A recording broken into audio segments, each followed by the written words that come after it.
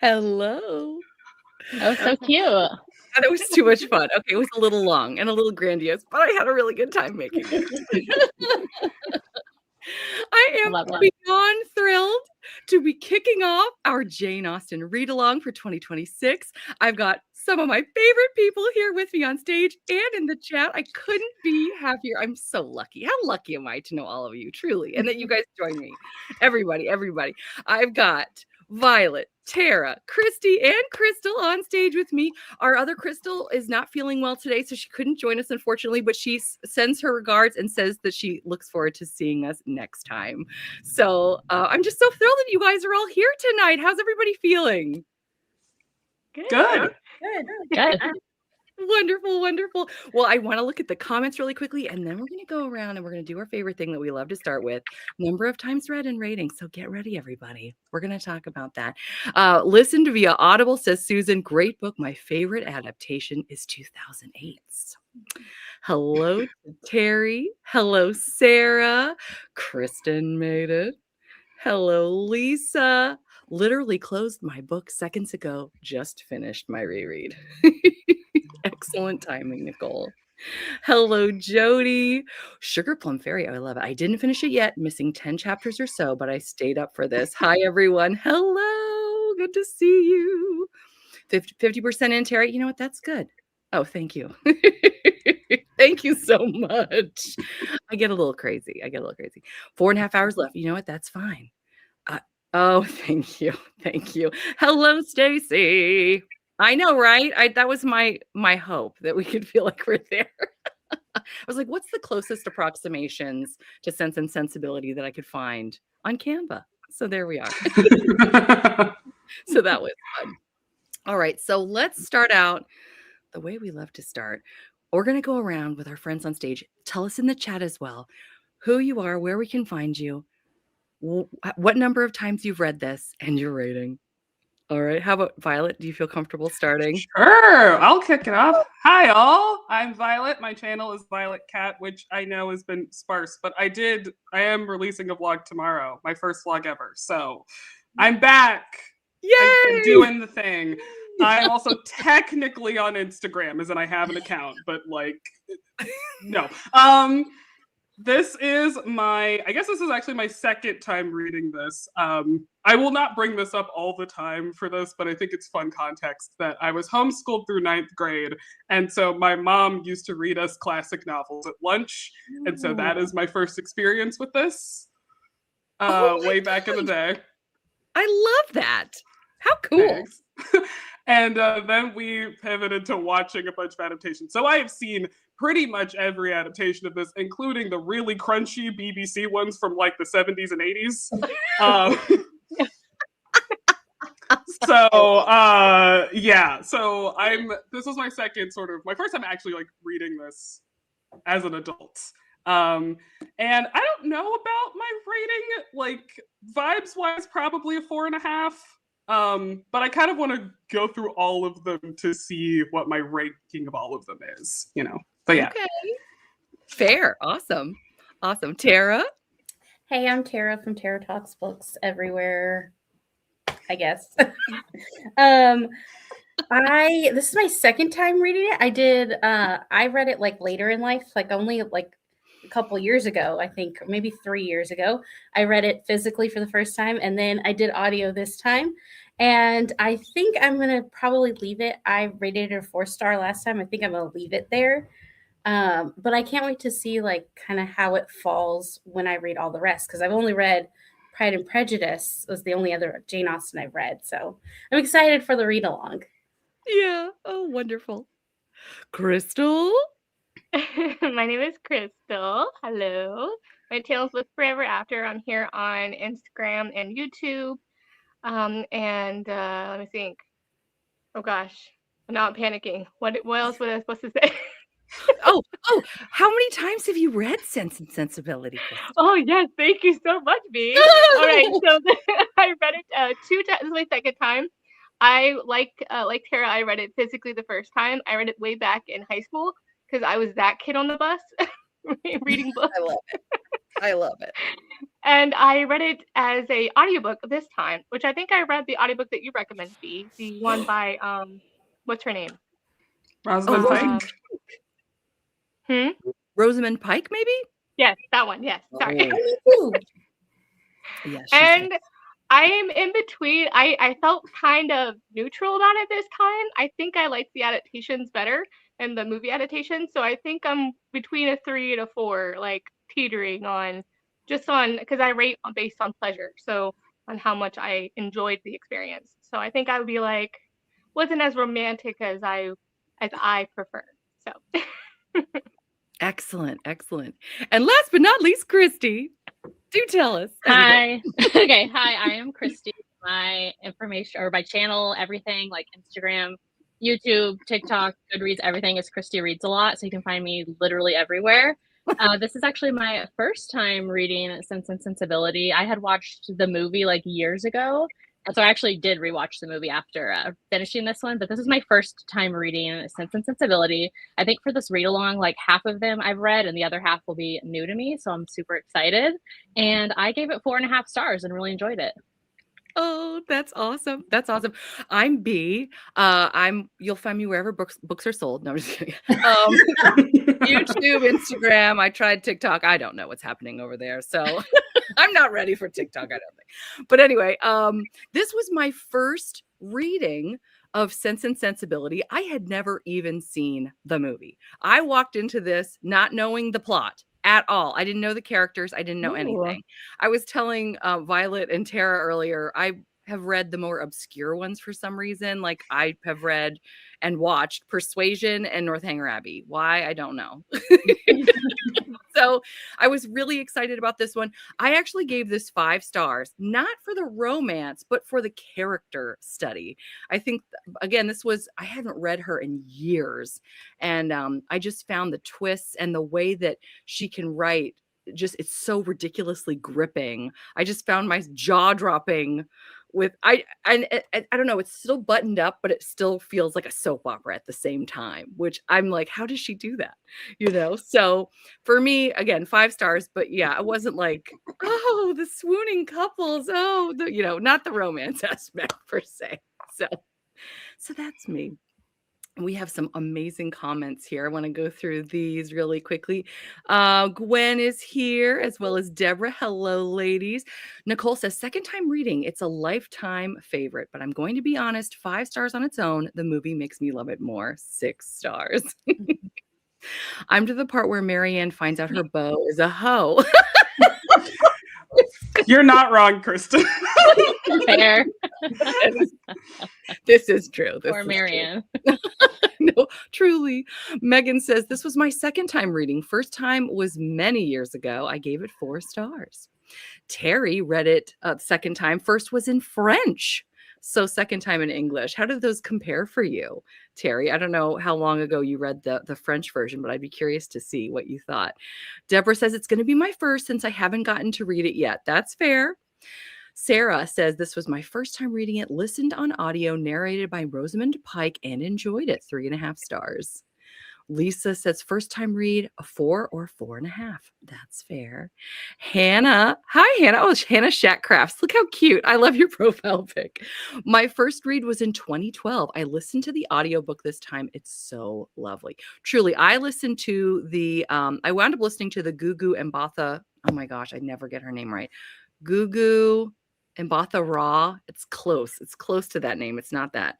But she narrates it, and there are many other, it's a full cast, sound effects. I adored it. So yeah, I love listening. Nicole says, I agree with what Crystal mentions. Austen doesn't really come off as romantic to me until I see the movies. Then I swoon. Sugar Plum Fairy. This was my first time reading it. I do have a copy in German, but never ended up reading it. I knew the story because of the movie, although Sense and Sensibility was never one of my favorites. 4 stars. That's fair. Never seen the movie. You and me, Terry. You and me. It's very good and usually on Netflix, I think. Oh. Kristen says it's my first read through, and I think I watched the movie maybe when I was in high school. Yeah. This was my first time reading it, so I had absolutely no idea what was going to happen. Same, Stacy. 5 stars for me because I judge a book by how much I want to keep turning the page. Yes. Love, yeah. Yes. I love that. I love that. I found the vocabulary was different from the French to the English versions. A lot of use of the word monstrous. Interesting. Yeah.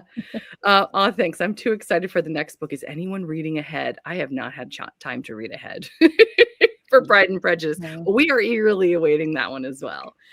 Nicole says 2008 is a better homage to the original text, but 1995, it's just so epic. And the liberties Emma Thompson takes with it, I think, are top notch. Excellent. Yes. Excellent. Yes. Is that the version that you just watched, Christy, the 95? Yeah. Oh, Yep. It's just so fun. and that was And Kate top. Winslet. Ugh. Yes. And Hugh Grant, like top Hugh Grant, like when he Yes. was in his Notting Hill era. Yep. Yeah, oh. Exactly. Yeah. Come on. I had forgotten. I saw the trailer because I was so curious, and I didn't realize Alan Rickman was also in it because he's not on the cover. Yeah. I love Alan Mhm. Rickman. I know. And he's Yeah. incredible. Oh my, he's so swoony in it. He's Colonel I will- Brandon, right? Yeah. Yes, I Yes, will not spoil yes. it, but there's a thing he changes, Emma Thompson changes, that makes Colonel Brandon just like the most romantic ever. Yeah. I cannot wait. I cannot wait. This was my first read of it and my first read of Austen. I would say it's a 4 for me. A wee bit wordy, but the story was good. Excellent. Love that. I always pick on details. I know it, Terry, and we love it. We love it. Alan Rickman is my obsession. Yes, Nicole, well said. Also, why is 35-year-old so old? Ridiculous. Well, when you die at 58, I was gonna say life expectancy. That is something to And to consider. Marion, like she was young, you know. She was a lot like younger. Brandon is middle aged Yeah. in the context. Yeah. But I mean, when they say 27 is, on the shelf and far removed from finding a guy, like, Right. yeah. I know. And then, of course, their mother is 40. And I was like, oh, okay. All right. That helps me kind of gauge things. But yeah, she's an older lady at 40. Yes, that's the one I watched. My high school brain didn't understand what was going on. Who's the Irish guy in the movie that carries her? That is the actor who plays Willoughby, who, fun fact, met Emma Thompson on that set, and they fell in love and they got married after she broke it off with Kenneth Branagh. Kenneth Branagh. Stop it. Wow. Yeah. I love him. Are they still together? Yes. Well, I have that's got to fun. see this movie. I have got to see this movie. I'm so Me too. excited. Oh my gosh, Yeah. I love it. I thought Colonel Brandon was 60 years old. They act like he is. I know. Kate Winslet pushed him toward Thompson. Yeah. Oh, did she really? She had her eye on the ball. She knew. I love it. She's like, here's your Little rebound guy. matchmaker. Go get him. Because Yeah. I heard, okay, this is terrible. I'm just like, did you hear? Blah, blah, blah. I heard that Kenneth Branagh had an affair with Helena Bonham Carter when they were filming one of the Shakespeare. Frankenstein, I think. Or might have been that too. Yeah. Oh. Crazy. Yeah. Oh no, he was terrible. And then she got with an objectively hotter man. So good for her. Yes, there you I'm go. laughing at Deborah's comment right there. Yep. Look at Dee Perkup. She's a TSC. That's me. You're So so funny, funny. Deborah. He was told that his life would change forever by a woman he would meet during making this film. Oh, I love it so much. He initially took Winslet out and was bored. How can that be? How can that be? All right. So Well, he was love- meant for Emma. That's right. Exactly. Oh, Yeah. I love it. That's- Oh, I love it so much. That's sweet. Okay, so I just we'll be vague and then we'll get really into the weeds, I'm sure. Let's talk about some of our favorite characters in this story. Who wants to share? I can Well, start. think- Oh, go ahead. Sorry. You got it. I think my memory serves, and I don't know, it's horrible at this point, but I found myself liking Eleanor so much more. She's really the prime character throughout this whole book, and I think her character and who she is was such above par of like that whole experience of what their family was going through and all of the gossip and things that were going on. She really weathered it really well, and I always love a strong character like her. So she was definitely my favorite. Yeah, well said. Yeah, I liked Eleanor in this round. I mean, I always kind of liked Eleanor because I also sympathize with being like feeling like I'm the one person with sense surrounded by fools. Please, please, please get it together. I'm begging you. Um, Yeah. but I will also say, some of the supporting cast really won me over on this round. Like, I loved John Middleton. Like, I Yes. think he'd be exhausting in real life, but like, there's something to be said about someone who is so extroverted and is just like, and I want everyone to be friends and hang out all the time. Like, you need someone to drag, as an introvert, you need someone to drag you to things. And so John was like very low. And Mrs. Jennings. I Mrs. think, Jennings, just yes. really, really won me. I was like, oh, I love her. And like kept like, she started out funny and I was like, she is funny the whole time, but like I got more and more endeared to her over the course of the book, particularly near the end when Marianne is sick and she's like really sweet and is like, yeah, she needs a mom right now, so I'm gonna be her mom for now. It's like, oh, Yes, absolutely. I love it. I agree with Eleanor, like definitely eldest daughter energy, which I get completely myself as well. So I definitely related to her a ton. And then even their younger sister, which is her name Margaret. I want to say. Yes, she's so adorable. And like I honestly wanted kind of more of her because she's so cute in some of her scenes. How could you want more of Margaret? She's in it so much. Yeah. To the point where I'm like, why did she even put her in here? Like, and I love that. A side note, Eloisa James wrote in the Ladies in Waiting text, which of course I left downstairs.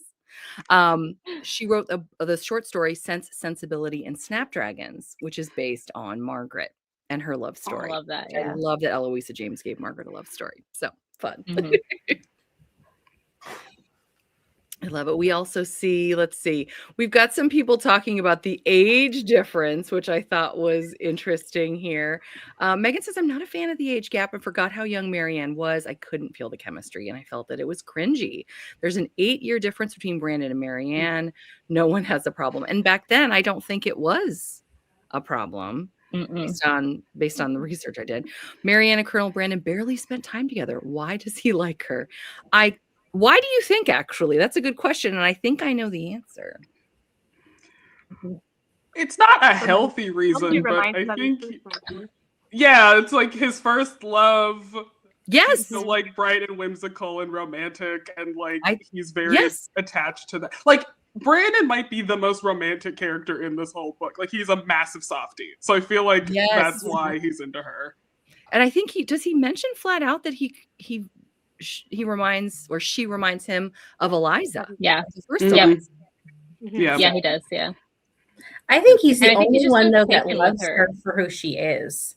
Yeah, that too. Yeah. He wouldn't want to change her. He doesn't want to like break her down and be something different. And I think that's beautiful in itself to me. It's like, hey, I love her for her young, or impulsive self. And I thought that was cute. Yeah. So I think it's mentioned in the book how why, like, at first thought you would think they would be great together, but I think it mentions the fact that he wouldn't change her probably, or like that, and he would provide more stability to her.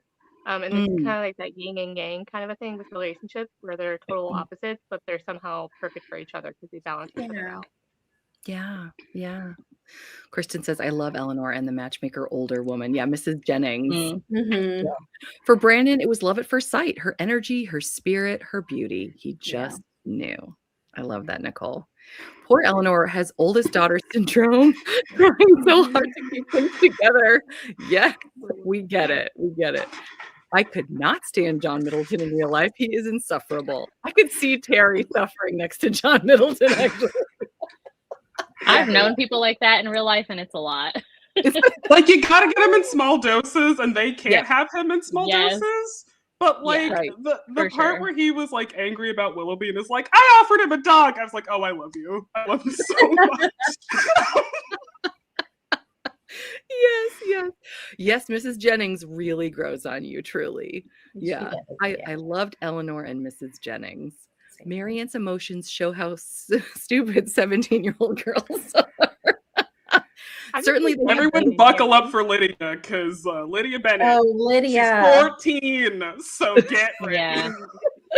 That's what this book, it Is honestly she? reminds me of a lot of her other books, some of the different moments. And so, yeah, that's I think what also kept it from being 5 stars for me, is because it reminded me so much, which I get. She had like writing these books had an isolated time and like, setting and all that, but like a lot of them have similar beats, I feel like. So, Yeah. Yeah. Was but I she feel like was Mary we can all 17? yeah, she starts at 17 and then I think she ends up marrying him when she's like 19 or something, 19. like time Yeah. passes.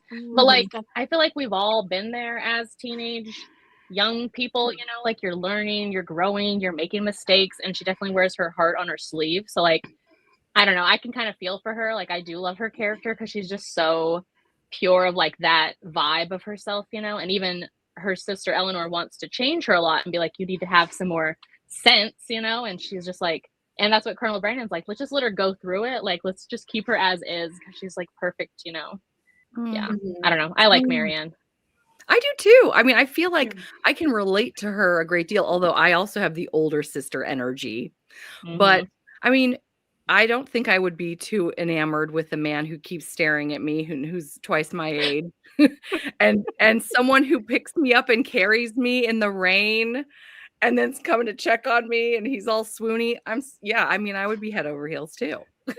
Yeah, Yeah, exactly. like In the rain, of course. Yeah, like the problem is that Marianne is in a time period where we expect 17-year-olds to be able to make solid lifelong decisions. Right. Good point. And it's Yeah. like, no, Yeah. no, that's a whole child. Maybe her first crush should not be the person she marries. Right. Yeah. Good point. Love at first sight for Colonel Brandon, truly. I found most of the characters silly, shallow, selfish, rude, and having no situational awareness. It's difficult to tell who is being truthful. An excellent point there, because in my research, I found that many people refer to Sense and Sensibility as the novel of secrets. Interesting. And yes, so many people have these secrets that later come out, whether we're talking about Colonel Brandon and his backstory, or the fact that someone we haven't spoken about at all, whose name, of course, flew right out of my head, Lucy Steele, right? Oh yeah. Lucy. Miss, Yeah. I've got a secret. Guess my secret. Guess who I'm engaged to? Menace. No, Menace. talk about Edward Ferrars. Get it all I love- either. No, I love her. She's off. She's so awful. She's so Yeah. Classic mean girl vibes over there. right? Just stirring the pot. She was so. Your sister-in-law too, Yeah. right? But yeah, but Their you say brother's- difficult to their tell. brother's wife. Oh, sorry, Crystal. Say that one more time. I talked over you. Their sister-in-law as well. Their brother's wife. The whole start of how quickly that 4,000 pounds dwindled down to 500. Yes. Yeah. Yeah. For sure. Yeah. A master manipulator. That one. I Yeah. was really impressed by how awful she was. That scene made me so then- mad. I was just like, Yes. Yeah. Like I knew it was coming, and I was so like, ooh. She played him like a fiddle. I couldn't But get he over that. wanted it though. That's the thing. Like he's not blameless in it. Like he didn't have to talk to her about it at all. He wanted her to talk him out of it, and then she talks him out of it. You know, and I agree with you. And initially I thought, oh, he's just, some doormat who's going to listen to her. But later on, when he has conversations with Eleanor and continuously refers to the money that certain couplings could produce, I thought, oh, you are more shallow than I thought and not as interested in people's well-being. So, And also when he's like trying to force the Colonel Brandon thing because he's like, well, I failed to take care of my sisters, so I'll just push it onto this guy to solve the thing I should have done instead. Yeah. and his shock at Colonel Brandon offering Edward Ferrars a position just out of the goodness of his heart. Right. Yeah. And John's like, what? Why? Why would he do something out of the goodness of his heart? Doesn't make sense. The 2008 movie inserts this quote about Brandon: "For wild horses, you give them tenderness and care, then walk away. The wild horse follows." Love it. Ooh, Nicole. When we cut to Marianne, realizes true romance is with Brandon. Yep. Again, the movies elevate this one for me. Yeah, I think I think why the sometimes movie adaptations help is because with novels like this or like basically a study on human characters with like gossip and how things were spoken, and it's the way it's written, and that's how literature was kind of written. You're not getting really more facial expressions, or you're getting more conversation, so it's hard to see the intent behind the tone and everything and how things are said, because it's also not written that way for a reason, because you're left questioning people's motives until the end when you find out what people have been hiding. So it's And almost like a clue, basically, the game of Clue in a novel. oh, I love that. Mhm. And not to stereotype British people of that period, but I got the sense that they were very much about sort of keep holding their cards close to their vest in terms of their emotions anyway, that was sort of prized to not give away your feelings too, which I suppose maybe translates in the text. I don't know. Yeah. But Yeah, They'd always bring for sure. that Like up to so Marianne. many time periods. Yeah, Yeah, like because so of much her time with. emotional.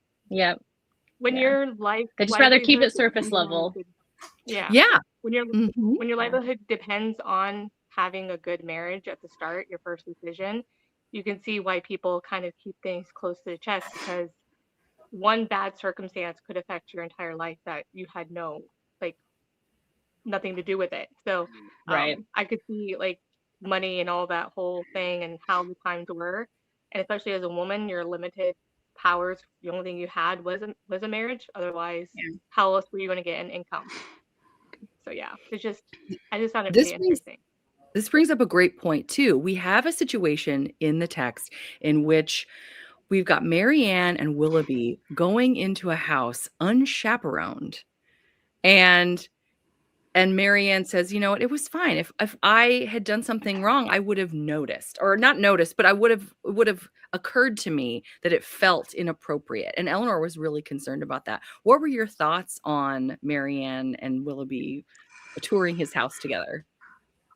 So I think something that's interesting about Regency is the historical romance setting that is the most common currently.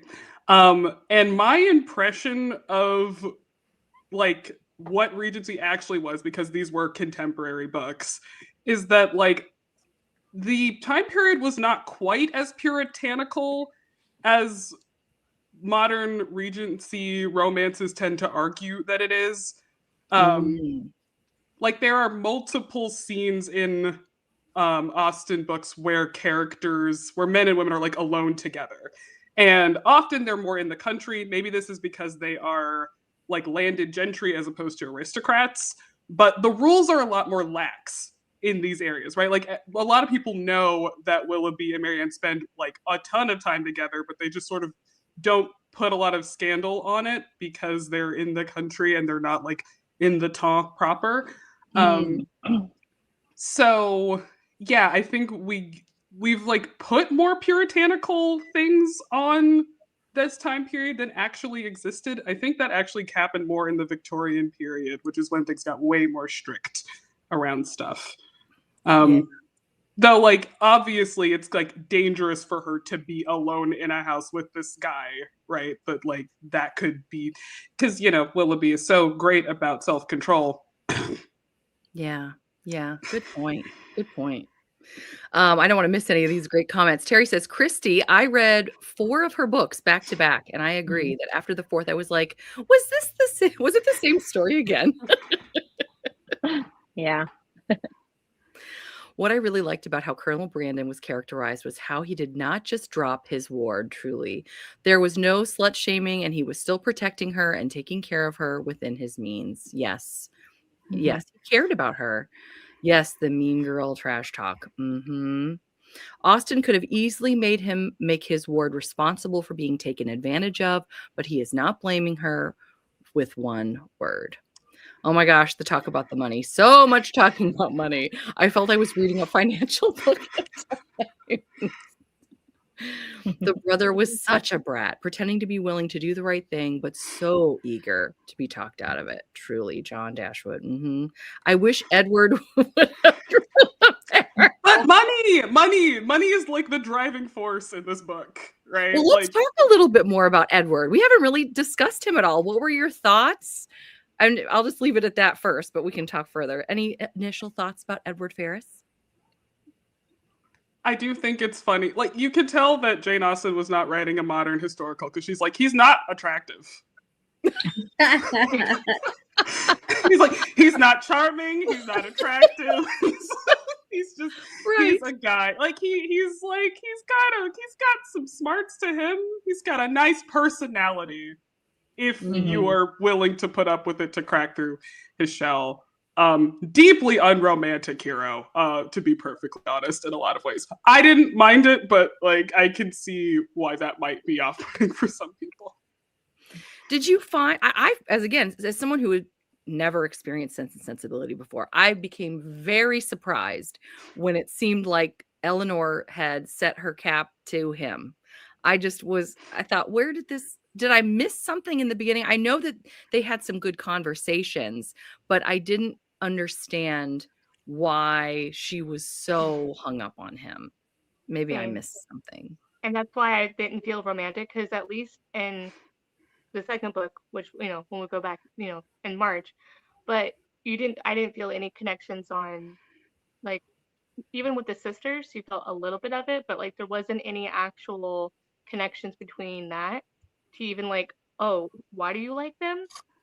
Okay, like when did that happen? Like, kind of a thing. At least with Colonel Brandon, you kind of got a little inkling of it because of his previous wife Eliza, but other than that, it was like, where were these connections forming?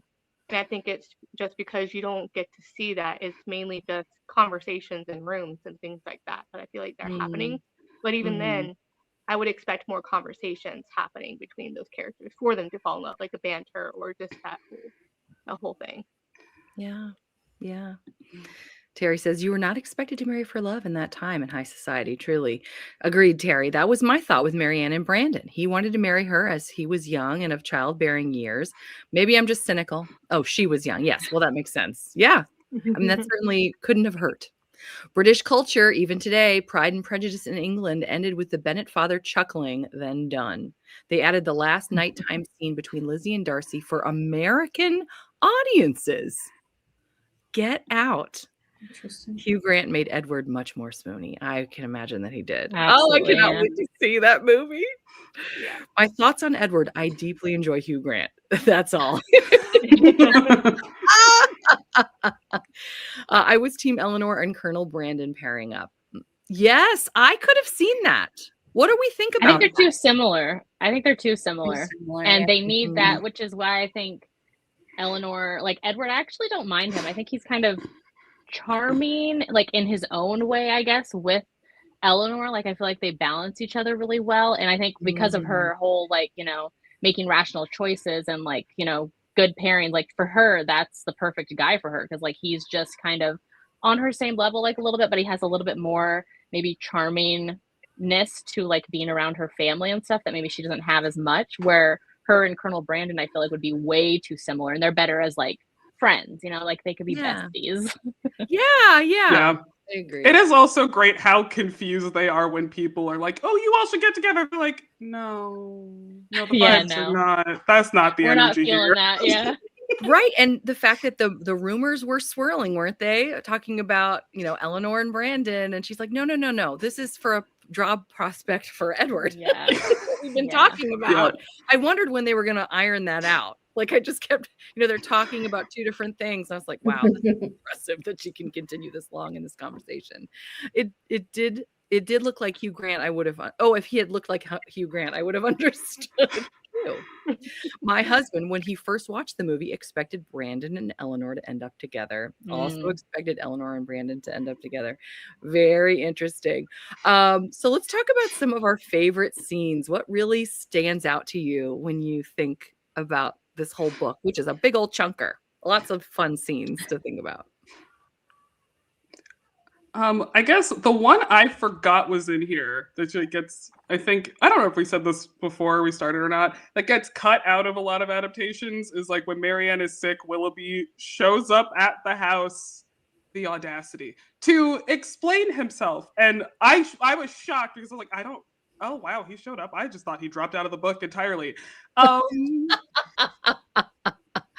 And so that was like interesting, and I think it was cool because I get why it gets cut because he is so like much of a scoundrel, and like I think it's sort of an attempt to make him more sympathetic in some ways, and I can see why that would get cut out.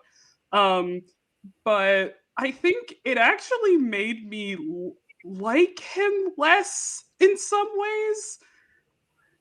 Because like I think he goes from being someone who feels like mustache twirly evil, like very much a Wickham-esque, like awful dude, to like a guy who is like somehow more immature than Marianne is. Well said. I want to know everybody's thoughts on the apology tour that he was on. The big yes, thank It's you. very ukulele apology video coded. Just like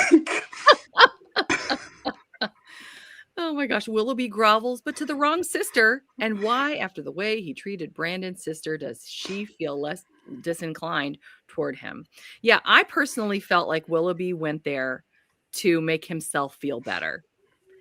And in getting like when he's asked, he's like, well, do you feel better about me now? He just wants to feel better. He just wants to feel good, in my opinion. I feel like he's just so selfish because there's also a scene where he's like, this cottage can never change because it's the memories I have of this cottage. You know what I mean? When he's talking about that, he seems like it's all about him. And he shows that obviously in who he marries and then what he does to Beth and then what he does, obviously, Marianne. Like, he's just a selfish guy looking for some sort of, I guess, reprieve from his selfishness because he thinks Marianne is dying. Like, Right. And Eliza, what he does to Eliza. And yeah. he's like, she wasn't blameless. He's just like forgiving himself for that as well. I mean, one thing that when I was doing my research, Austen kind of planted red flags about Willoughby's character early on that let you know that maybe he's not the best guy. And I didn't clue into them, but it sounds like, Tara, you did when you said that you noticed what you just said about the cottage and how he didn't want them to change it because it had to do with him. Yeah. Yeah, Even before that, he's like this guy. he's like mad about Colonel Brandon existing, and it's like, Right? why? What has this man done to you? Nothing. That's true. He's boring. Is that a crime now? Like, that's not. That's Yeah. true. And then That's when a good point. Willoughby goes to see Marianne, so he hears about it and tells about how he heard about it. Someone was doing it to make him hurt, but he used it as an opportunity to make himself look better. And I think the reason why it puts a bad taste in our mouth, because if he really cared, he wouldn't care what people thought of him. He would go there because his love of his life was possibly dying. And you shouldn't be thinking about yourself at that point. You were like, I just want to be here. I was like, I would just assume that's what he wants to do is like, please don't tell me to go. I just want to be here in case I'm needed. And I just, that whole thing. That's what I would expect that for someone that was in love with me and wants to make amends in some way was just to be there. And the fact that he showed his true colors, he never actually loved Marianne. And that it's showing, you have to show the way you're showing your love is actually how you follow through, is how you are conveying that love. Yeah. Well said. Well, did he ever care either about what happened with Eliza? Did he ever like try to check in or wonder what was going on there? Like, he never cared. Well, Brandon duels him, so I guess he thinks that's True. the problem. True. How about that? That would have been quite the scene. There were several times the where I was duels like, in the 2008 version. it is? Yes. I want to see that. Really cool. I want to see that. Oh my gosh. I feel like he would just be like a walking red flag today. Like, he's such a love bomber, like immediately from the jump, which is like, sir, hold on a second. We just met. Like, you don't know me. Yeah. But to Marianne, that young girl, like, that's, so swoony to her. Like, he's so infatuated with her. Yes. He could only go so far as facing Eleanor. He couldn't face Marianne. He's so self-absorbed. I kept telling Eleanor to kick him out. Yes, I talk to the characters as I read. I love that. That's so fun. The 2008 movie opens. Oh, sorry, Crystal. What were you saying? His letter too. I was like the breakup letter basically to Marianne, and I'm just like it's not only it's like a 19th century gaslight gaslighting to And then her he's right like, there. I "Oh, was my like, wife wrote it," and I'm like, "That doesn't make it better, sweetie." I know. "Love it." Sarah- Like, man up. Yeah. You could have pretended to send it and then sent a different one. Like, you had options. Yes. Oh, that would have been brilliant. That would have been brilliant. The He did say 2008 she was waiting there to post it. That his Oh, wife was was she? waiting. Uh-huh. That, Mm. oh, So 'cause she maybe, didn't I trust mean, but yeah, I mean, he could have done a lot of things differently. Yeah. Clearly, she didn't trust him after she opened his mail. I will mean, say 'cause the she was one like- thing like I will give him was he was like, I mean, she got her feelings hurt because she opened the mail, and I was like, I mean, that is true. Don't open the mail if you're not gonna get your feelings hurt, you know. Choose ignorance, girl. You could have, and you didn't, and now you know your husband. You know. The 2008 movie opens with Willoughby seducing Eliza in silhouette. When it first started, I was like, wow, that's a choice. Okay. Very interesting. My favorite scenes were between Marianne and Eleanor, especially when there's rapid dialogue. Yes, same. That I loved their conversations. Nope, he's an OG Dear John note about breakup. Great minds, Crystal. Absolutely. Eleanor believes that Willoughby would have been saddened by his financial woes if he'd wound up with Marianne. Agree or disagree? 100%. Yeah. He was gonna drive them into the ground financially. There's no Mhm. way he wouldn't. Mhm. Yeah, because he was like, I'm so sad because I'm with this woman I don't love, but I've got no financial problem. Wiping his tears with his Yeah. dollar bills. Yeah. Yeah. I'm sorry, Yeah. pounds. His pounds. Yeah. Yeah, I think he would have been with her and then been upset because he didn't have enough money. Mhm. I just think there's no making him happy. And I think Yeah. that was the point. Mm-mm. It's like, no matter who he married, he wasn't ever going to be happy. Truly. Yeah. It's only about him. He wanted his Mhm. cake and to eat it in front of them too. Yes, exactly. Absolutely. So- Mhm. Yes. How does John Dashwood fulfill the promise to his father to take care of his half sisters and stepmother? We know about how he's influenced. We just discussed that. But does he? I think is the question. Does he fulfill his promise to his No. step? Yeah. Violet does not have any opinions about this book. I love it. It's fine. Y'all go ahead. No. Oh my gosh, I love it. Oh my gosh. What do you guys think? And more thoughts or no? I mean, No, definitely not. Trifling.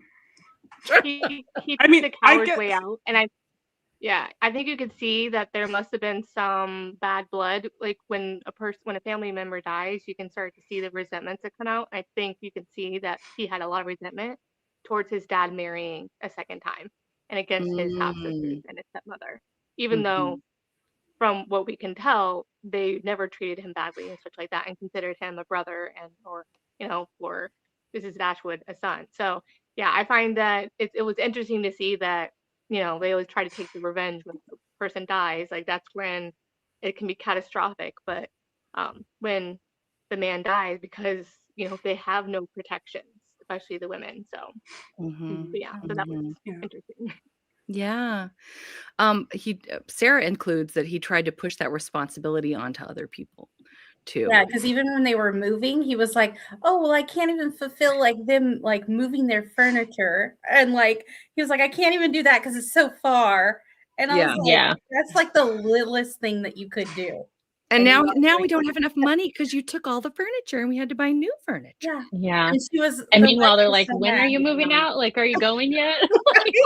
Yeah. And she took It's the like, too time. bad you don't have a house to host us. Like, Yeah.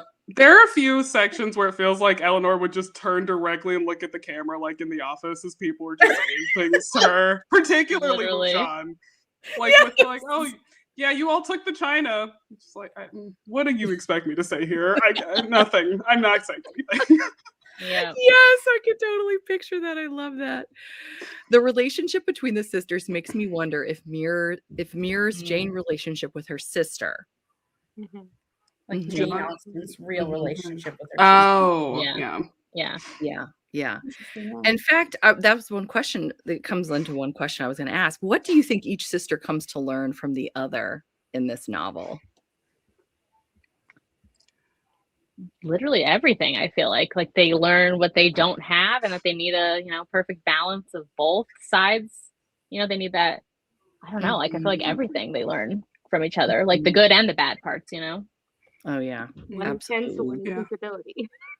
Yeah. Mhm. I think Eleanor's like so focused on being the rock of the family that when Edward shows up and is like, actually, I'm still single, and she just fully bursts into tears. Like she can't. Yeah.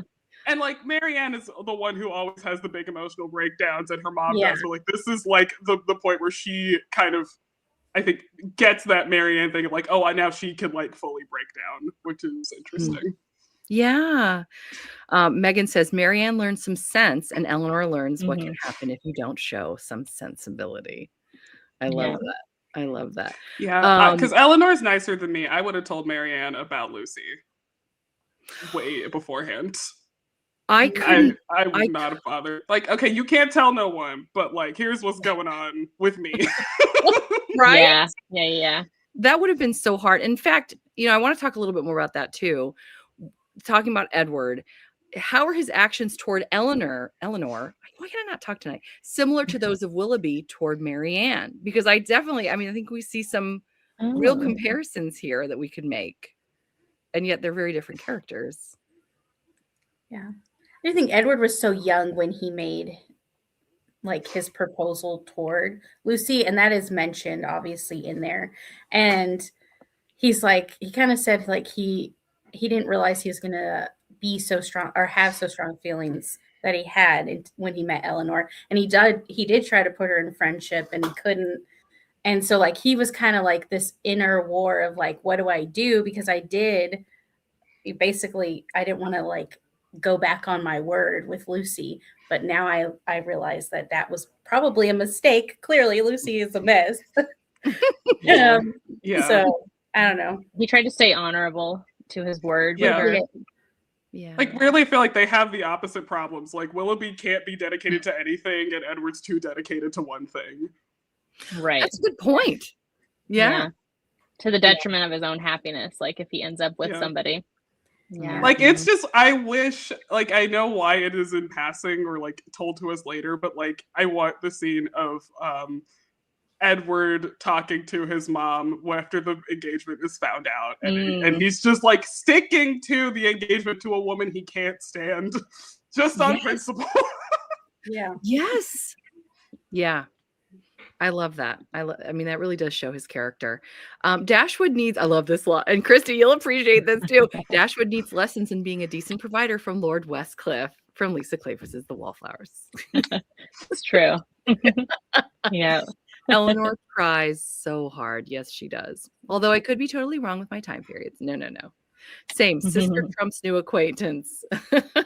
Yeah. I was actually surprised she didn't go and tell her right away. Like, because it seemed like they were so close, but maybe she was going through her own things at the time and she didn't want to bring up stuff to her, I guess. Yeah. I feel like Eleanor, that's her character. Like that shows just how like she is, I'm not responsible, but I don't know what word I'm trying to think of, but you know what I mean. She takes on everything, right? Yeah, she keeps it really close to her chest. She just can't do it. Yes. I'm so impressed. I don't think I could do it. I don't think I could hold it in. And then another time where I'm like, oh, she's so good, but I don't think I could be that good. When Willoughby's talking at the end and he's like, if ever I'm somehow single again, blah, blah, blah. And she's like, I can't listen to this. And I thought, but I kind of want to hear what he's going to say. But you're right, Eleanor. I mean, he really shouldn't be talking like that, but I kind of want to know what he's going to say. I feel like she was also like, my sister might be dying. Get out. Like, you've wasted enough of my time. My sister this is died not the while time. we were down here. Go. Literally. Yeah. Yes. Edward could have been more open with Eleanor about that old engagement problem. Yes. And right. Oh, yes. Worked it into the conversation. Yeah. Oh my God, when all three of them are in the room together. Oh, yes. My goodness. The tension. Yes. That's when I was like, this is like a telenovela. Yeah. Oh, and then later when she meets Mama Ferrers and she clearly hates Eleanor. And it's like, okay, so everyone's clocked Edward's in love with Eleanor. Mm-hmm. And so they're all mad about it. And she's like, oh, y'all have no reason to be mad about me. I'm not the problem here. But I'm going to let you all think I am. Yeah. Well, did anybody think Lucy was lying at first when she's telling Eleanor this? 'Cause, like, Yes. so did I. Like, I thought she was making up stories because she could tell, like, she was into him, you know? And so I was like, When maybe she's doesn't making she it pull up. out the brooch immediately, though? Like, in the first No, conversation? not later. right away. Oh. Yeah. Yeah. So I thought she was just, like, trying to, you know, put her off of him because she was interested in him and, like, had heard through the rumor mill, you know? Yeah, I think Yeah. but I think you're right, Christy. I think she knew that Eleanor had a thing for him because the way that she says things was just like, oh, you're such a mean girl. Like, Yeah, why? exactly. Like, Yeah. you're choosing to Yeah. hold her in confidence. So you're basically holding her hostage and torturing her. That poor Eleanor. Absolutely, Like, yeah. you're such a mean girl. Yeah, yeah. Totally. And it Yeah. wasn't until she mentioned the hair in the ring that I thought, oh no, she's really telling the truth. Mm-hmm. Crazy. Yeah. Crazy. That's why I say, like, I gave this 5 stars because I was so just clutching my pearls like half the time. My kids, because I was listening to it, my kids, if they were walking around, they're like, are you okay? And I'm like, yeah. I just heard something that I couldn't believe. Yeah. It was just scandal. Nicole says, I would have blabbed immediately to Marianne. We're Italian at my house. Family first. Oh, hey. Thank you for stopping in. Haven't finished the book Yay. fully. Love, Sense, and Sensibility. Yeah. Well, we're glad you stopped in. We're so glad. Lucy is a home wrecker. That entire scene between Eleanor and Lucy, I was like, if you weren't so proper, you'd whack her. At least trip her. That would be something to see. I would have blabbed too. Sister best friend combo does not count for telling nobody. You have to tell your sister / best friend. No, Mhm. Lucy had receipts, right? She did. I love that we're talking about this like 230 years later, and it's just like we're spilling the tea from the latest reality show. Truly, Stacey, isn't this amazing? Can you imagine what Jane Austen would Yeah. think of this? I just Well, and love like Stacey says later, like humans never change, and it's so true. Even with the characters in the books, the psychology of people are the same. Like these situations that we're reading about, like you can totally see it, you know, playing out in so many different scenarios. Yes, absolutely. And do we know why Lucy suddenly jumps ship and marries the brother? I don't remember. Actually, I don't remember either. Money. Money, of course. Well, yeah, back to the money again. She But was I like, guess oh, because did they not- Edward gets disinherited, and then Yeah. all that money goes Right. to John. And I mean, she is a Robert. shameless opportunist, but I do support women's wrongs. I'm sorry. Well, and that's actually one of when I was doing my research, this was one of my favorite questions. It was, I don't know if I need to find it. Oh my gosh, I have way too many things still. I'm not going to keep us forever, I promise. But the point is, Willoughby and Lucy are kind of similar in that they marry for money. And Willoughby is basically punished, especially after he finds out, oh, if you had gone on and married Marianne, you would have gotten the money because you'd done the right thing. So he's essentially punished and he finds out. But then Lucy gets off scot-free. How do we feel about that? She does have to schmooze the Dashwoods, who are insufferable for the rest of her life, though. Okay, there you go. And like, she doesn't like them. She's just very good at schmoozing. Good point. Yeah. She's like an opportunist. Mhm. Yeah. And like at least she didn't knock up somebody and ditch them. So, you know. Yeah. Well, that's There's true. She's not the worst of the worst. That is a good point. I think it is a happy ending for her because she has far different expectations than Willoughby does. Mm-hmm. Yeah. Okay, Mhm. quick question. Did I totally misread that? Eliza, was that Brandon's ward or his wife? The one that Okay. Willoughby One who's- seduced. I'm thrilled that we're talking about this because this is huge. So Eliza, there's 2 Elizas. Okay, that's why I'm like, There's the girl that he was in love with that Yeah. then had to marry his older brother who was a nightmare. And then there was Eliza, her daughter, who he took in as his ward because he Okay. loved the first Eliza so much. And I think she went by Beth. Hmm. She did, yeah. She did.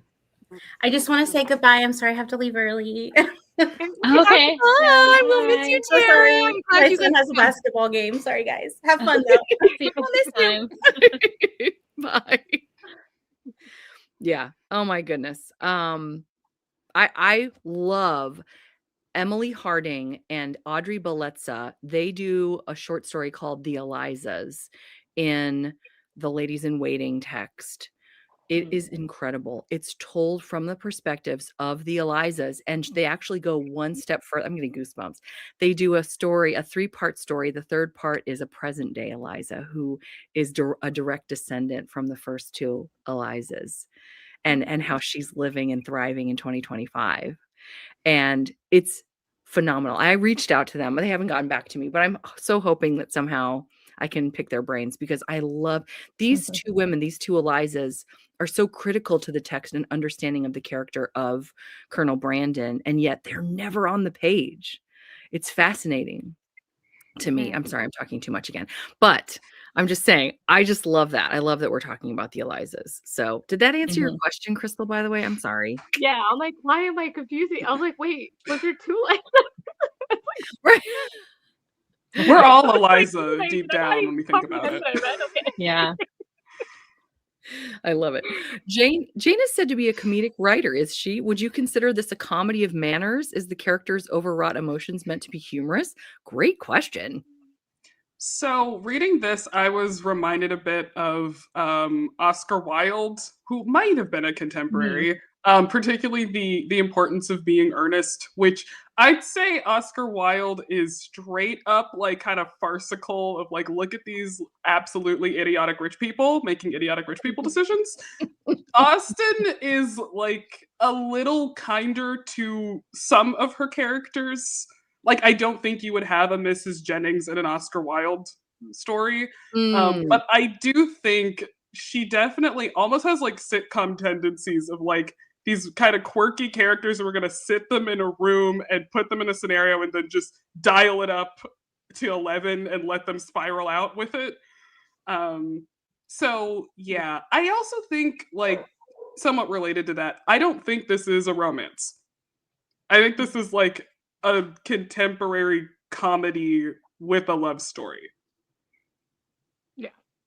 And I Yeah. also think this is of Austen's one of the books that is structured the least like a romance. Like I think Pride and Prejudice has pretty solid romance beats in terms of what we normally think about with like, you know, meet cute and then build up mid break and then they get back together. There's a third act breakup and then, you know, happy ending. And some of her other ones have that. Sense and Sensibility and like Mansfield Park really don't, in my opinion. So I think that's part of why this is like maybe a little jarring if you are looking at this as like, oh, a historical romance. It's like that's not really what this is. No, yeah. And I don't see her as a comedy writer. Like I wouldn't even say she's like rom-com or something, like if we're talking about, you know, contemporary authors. Like I would say she has wit and charm to her writing that can make things comedic, but I don't think she's trying to make it like laugh out loud moments. You know what I mean? Like with her writing, it just happens to work that way, like because of how over the top some of the characters are, like of her time that she was writing about, you know? So I think, I don't know, I was just like witty, charming, and fun, but not like comedy. Maybe almost Personally. satirical, like almost Yeah. satirical. Yes. Yes. Yes. Yeah. Yeah. For Mhm. sure. And I think Mhm. that's why for me, I always love Pride and Prejudice. I've read Pride and Prejudice the most of all of them, so of the 2 that I've read. And so it's always jarring to read it back again because I'm like, oh, that's what, you know, I romanticize it in my head or nostalgia in my head or whatever for that. But yeah, I would say it's more just a study and conversation of people because really no one does anything. It's a study and conversation and a study of characters within conversations that happen. Mm, And mm, some of that study could be funny because people are who they are, because you're just notating. And I think most of the perspective that you're getting is Eleanor for the most part in this book. You're never really getting Marianne's take on it. So it's almost just like if you were picturing Jane on what was her exposure at that time, it was these conversations and these Mm, places with these sorts of landed gentry and that whole thing. So yeah, it's yeah. more like a study in conversation and society at that time, I think, is really as a modern take, because it is very classic literature, especially in a writing style that we know of as today. So Yeah, Nice. absolutely. I kept saying to my husband, "Oh, it's so good I did not live in this time and place." No It could be plumbing, great. no heat, no air No, conditioning. no antibiotics. Just Truly. give me the long Yeah. dresses and No that pasteurization. see what I want for just first second. Yeah, that's what I want. There we That's go. We'll just an just go to a hour of ball. long We'll dresses go to a running ball. away. A ball that's well ventilated. A ball that's well, because sometimes they're hot. I'm like, I'm not doing that. Yeah. Yeah, True. yeah. How Like I many of the love. rom-coms stem from Austen's work? That's a good point. Hmm. What were you going to say, Right. Violet? Oh, I was going to say this is part of my problem with time travel. I'm like, I can't go back to the world before plumbing. Pasteurization, no. Vaccination, there's so much. Also, I'd like die from the measles. Like, no. The flu, yes. Truly, No. truly. Smallpox, I yeah, love it. no, but no Comes way. back to money. Hmm. She's the one that needed the twirly mustache. Oh, Lucy. Lucy, probably. Okay, Yeah. closer to the Yeah. end. Yeah. Or Okay. Mhm. Fanny. I would say Fanny Dashwood also could Oh, have a yeah. twirly Yeah. mustache for sure. Oscar Wilde lived Absolutely. more at the end of the 19th century. Okay. A slice of life novel. Interesting. Would Mhm. you consider it more of a women's lit had been contemporary? Oh, would you would consider this book more of a women's lit had it been contemporary 2026? I would say. Or just My literature. only quibble is that I think women's lit is not funny, but maybe I'm wrong. Maybe that's my like I think there was like an era with like chick lit and stuff like that where they think they were actually funny, and then women's fiction got way more serious at some point. Mm. Yeah, good point. A lot of her books are not meant to be romance primarily, and I think that misunderstanding is what throws Yeah. people off. Yeah. Yeah. That's The why I say, adaptations like, did I their gave job it too 5 well. stars. Oh, sorry, Crystal, what? The adaptations did their job way too well. Yeah. Yeah. Yeah. Like, I know Northanger Abbey is supposed to make fun of Gothic novels. Oh, I Oh like yeah, I don't it think I does. watched the No. movie for that one either. I've watched the movie. I love that movie. I love that actor. I'm obsessed. Okay. I haven't And, watched it, I've so read that the was book. really interesting. Yeah, I can't wait. I can't wait. I can't wait. The style of writing is very observational. At times, it felt like one was reading a very gossipy letter or being told a story rather than reading it. Yeah, Mhm. good Yeah. point. I'm going to close with because we've already gone over an hour. Sorry, ladies, on a Saturday evening. Thank you so much for all of your time. Claire Tomlin has argued that Sense and Sensibility acts out a debate about behavior, in which Eleanor represents discretion and privacy, and Marianne represents emotional openness. Which side do you feel wins in this novel? Or is there a clear winner? Ooh. I feel like that's tough again, and that goes back to like what I was saying earlier about the sisters like finding things from each other to Mm, bring to their own personalities or their ways, I guess, of thinking. So like I feel like you can't do either like on its own. You have to have a balance of both, which I think is what the whole story was kind of about for them. mm, And it's why they I love both that. found their happily ever after at the end, truly, right? So I think Yeah. both sides Mhm. kind of won in their own way. They just had to find a way to change a bit to get there. Yeah. I love Yeah. it. I love that.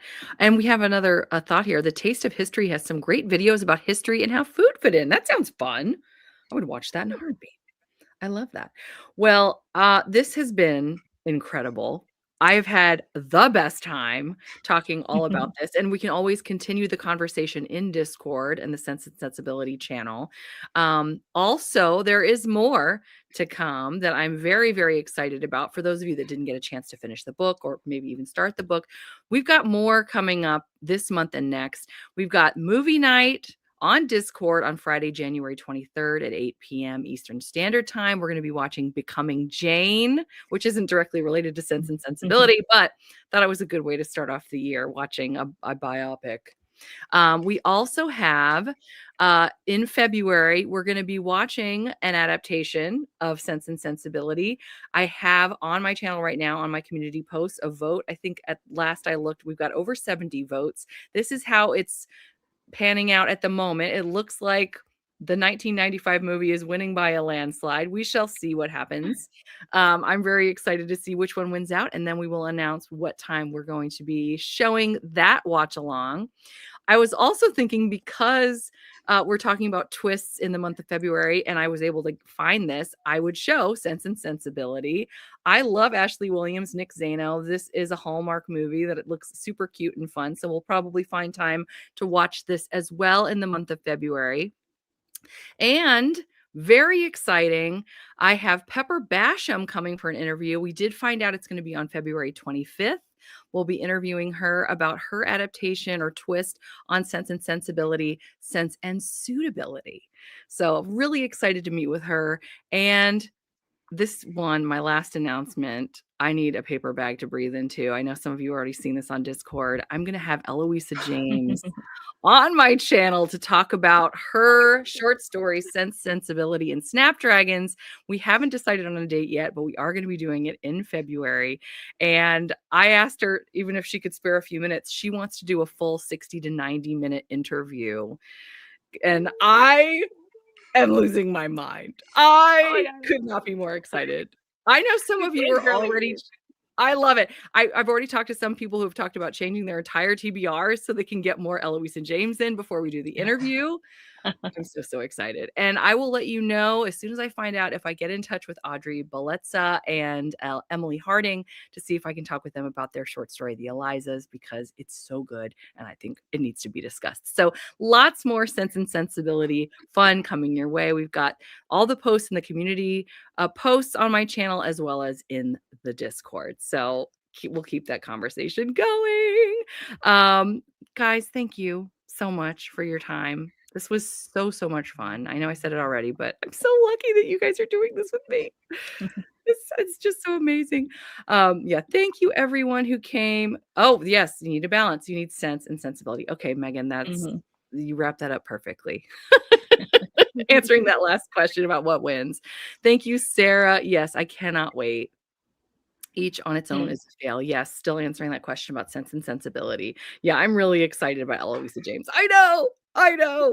Yeah, I'm so excited. B, since we're doing it, do you have like 2 Eloisa James for people who haven't gotten to her that like maybe they should try that to get their feet wet beforehand, you know? Yes, I do. Yes. So I would highly recommend. I know Christy's going to say this too, probably. Although I know you and I sometimes. We're reaching. Oh, we're going to get stuff. Are you kidding me? Okay. Manchester. That's right. That's right. I actually for Tea and Biscuits Manchester, I'm recommending Hardly a Gentleman, which is her latest release, which I fell head over heels for. Also, How Beauty Tamed the Beast. If I could only recommend 2, and they're like right up there 5 stars, I think. Hardly a Gentleman, which is just came out from Accidental Brides series, book 2, I think. And then Eloisa James's obviously How Beauty Tamed the Beast, which is from her fairy tale series. Christy, thought? That's my favorite of hers, When Beauty Tamed the Beast. And also the what's it called? My Last Duchess, the prequel to The Wilds of whatever, that series. It's so good. It's the parents' story, and they're both kind of having a second chance at love, not together, but like, you know, they're both widows. Oh, so good. Those are my 2 favorites. Oh, I haven't read that one yet. Oh, exciting. Yeah, Violet. Oh no, Crystal, go ahead. Sorry. When Beauty Tamed the Beast? When Beauty Tamed the Beast, I think is the most one I've read. Before that, 4 Nights with the Duke was really good. And then there's one called Duchess by Night that I really enjoyed way back in the day. That was one of my favorites of hers as well. Yeah, I love the Desperate Duchesses and Desperate Duchesses by the Numbers. It's 9 books. That's what got me into historical romance. I love those. Violet, the only Eloisa James I've read is Desperate Duchesses, which actually, if you liked this book, might work for you because it's like all soap opera drama. Everyone's doing shenanigans. It hops between a couple of different couples throughout it, then like they kind of continue following it throughout multiple series or rest of the series. I'm sorry. So maybe that would work for you. It's also pretty funny and cute and fluffy. So yeah. Fun. Oh, so fun. Chris, I love that what Kristen said. Crystal's like, hold my tea, reaches for a book. Megan says, I liked Eloisa James's newer books compared to the older ones, but I haven't read them all. I love the Wilds and Love series. Yeah. Yeah, that's the series I haven't read yet. I really want to. Oh, good. I've chosen all the ones y'all mentioned for my TBR. Oh, good. Perfect. Awesome. All right. Well, this has been epic. Oh, it's made my month at least. Oh, I'm so excited. I'm so happy. Thank you, everyone, for joining us tonight. And yeah, keep looking. We got more all year long. With that, Can't we will wait. say good night and have a great rest of your weekend. Oh, and you might see Christy and I again tomorrow in less than 24 hours. Christy, are you sick of me yet? Maybe. I'm excited. I'll talk about Lisa Kleypas all day. You know it. Or You for the know it. past Yeah. year and a half we have. I know, right? We're never gonna stop. We're never gonna stop. No. Then Came You, Gamblers of Craven's Book 1 tomorrow, 4 p.m. Eastern Standard Time, right back here again on my channel. Yay. So looking forward to it. All right. Well, with that, I will let you all go. Good night, everyone. Take care. Night. See you later. Bye.